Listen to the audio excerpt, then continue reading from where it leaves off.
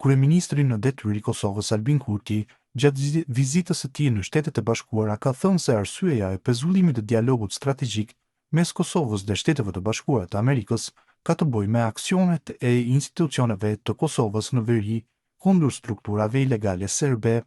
Arsyeja e pezullimit të dialogut të planifikuar strategjik është për shkak të sundimit të ligjit në veri të Kosovës, i cili rezultoi të ishte kundër strukturave ilegale serbe, dhe këtu nuk mund të bëj kompromise, nuk mund t'ja lë këtë problem brezit tuaj. Brezi im është ai që duhet të përfundoj këtë, tha Kurti gjatë një bashkëbisedimi. Ai theksoi se raporti Kosovë-SBA është i ndërtuar mbi 3 shtylla: mbrojtje, zhvillim dhe diplomaci. Sipas tij, në mbrojtje dhe zhvillim marrëdhëniet janë të shkëlqyera, por në diplomaci ekzistojnë disa pengesa. Kurti shtoi se SBA-ja e sheh si me rëndësi të madhe shkëputjen e Serbisë nga ndikimi i Moskës, ndërsa vendimi i Kosovës për të mos bërë kompromis me sundimin e ligjit në veri, sipas disa politikanëve dhe diplomatëve amerikan, shihet si pengesë për këtë qëllim.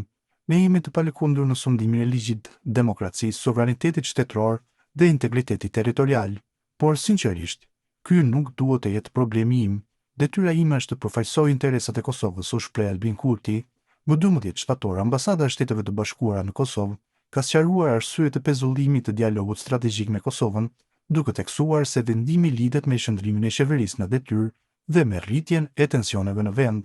Në një njoftim për mediat, Ambasada Amerikane tha se vendimet e qeverisë udhëhequr nga kryeministri në detyrë Albin Kurti kanë rritur tensionet dhe paqëndrueshmërinë, duke kufizuar aftësinë e Shteteve të Bashkuara për të punuar në mënyrë produktive me Kosovën mbi prioritetet e përbashkëta.